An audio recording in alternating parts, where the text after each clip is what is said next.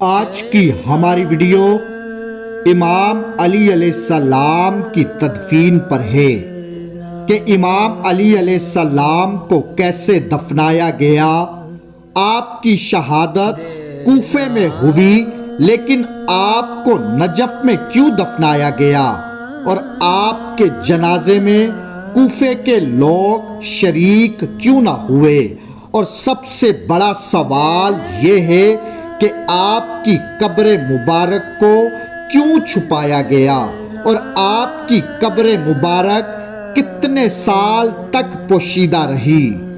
40 ہجری 19 رمضان مسجد کوفہ میں ابن ملجم نے زہر آلودہ تلوار سے امام علی علیہ السلام پر حملہ کیا اور امام علی علیہ السلام زخمی ہو گئے۔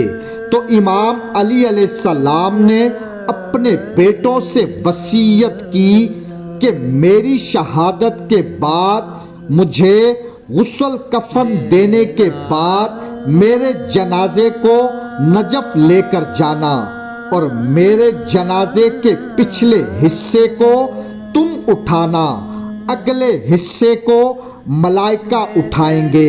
جب تم نجف پہنچو گے تو وہاں تمہیں ایک چٹان نظر آئے گی۔ اس چٹان کی تھوڑی سی کھدائی کرو گے تو وہاں تمہیں ایک قبر نظر آئے گی۔ اس قبر کے اندر تمہیں ایک تختی نظر آئے گی۔ اس تختی پر لکھا ہوگا کہ اس قبر کو حضرت نوح علیہ السلام نے حضرت امیر المومنین علی ابن ابو طالب کے لیے بنائی ہے۔ بیٹا، مجھے اس قبر میں لٹا دینا، پھر اس قبر کا نشان مٹا دینا۔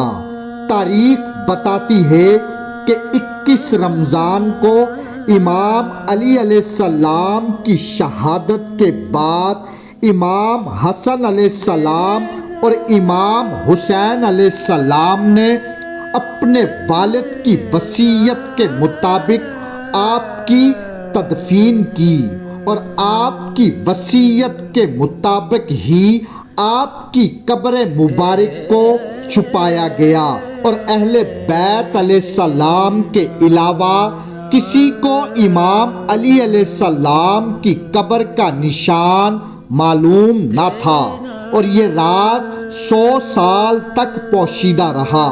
تاریخ بتاتی ہے کہ جب دور عباسی کا خلیفہ ہارون رشید جب کوفے میں آیا تو اسے شکار کرنے کا خیال آیا، تو اس نے اپنے سپاہی اور شکاری کتے اپنے ہمراہ لیے اور کوفے کی طرف نکل پڑا۔ ہارون رشید کو ایک جگہ پر کچھ ہرن دکھائی دیے۔ اس نے اپنے شکاری کتے ان ہرنوں کے پیچھے لگا دیے۔ وہ ہرن بھاگ کر ایک ٹیلے پر چڑھ گئے۔ کتے ٹیلے سے کچھ فاصلے پر دور جا کر بیٹھ گئے۔ ہارون پریشان ہو گیا کہ یہ کتے اس ٹیلے پر کیوں نہیں جا رہے۔ ہارون نے اپنے سپاہی اس ٹیلے پر بھیجے۔ سپاہی گئے، ہرنوں کو ڈرایا، ہرن ٹیلے سے نیچے اترے۔ جیسے ہی ہرن نیچے اترے تو کتوں نے دوبارہ ان کے پیچھے دوڑنا شروع کر دیا۔ ہرن پھر اس ٹیلے پر چڑھ گئے اور آرام سے وہاں بیٹھ گئے۔ کتے پھر ٹیلے کے نیچے کھڑے ہو گئے اور ٹیلے پر نہ چڑھے۔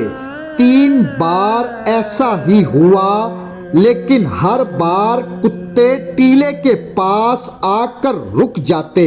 یہ سب دیکھ کر ہارون رشید بہت پریشان ہوا۔ ہارون نے ایک بوڑھے شخص کو بلایا اور اس ٹیلے کی حقیقت پوچھی تو اس بوڑھے شخص نے کہا کہ میں اتنا ضرور جانتا ہوں کہ یہاں پر اہل بیت علیہ السلام کے کسی فرد کی قبر ہے، لیکن اس سے زیادہ مجھے کچھ معلوم نہیں ہے۔ آخر کار ہارون رشید نے امام جعفر صادق علیہ السلام سے اس کے بارے میں پوچھا تو امام جعفر صادق علیہ السلام نے فرمایا، یہاں میرے جد امیر المومنین علی ابن ابو طالب علیہ السلام مدفن ہیں۔ تو مومنین کرام، یوں 100 سال بعد امام علی علیہ السلام کی قبر مبارک کا دنیا کو پتہ چلا۔ اللہم صلی علی محمد و آل محمد۔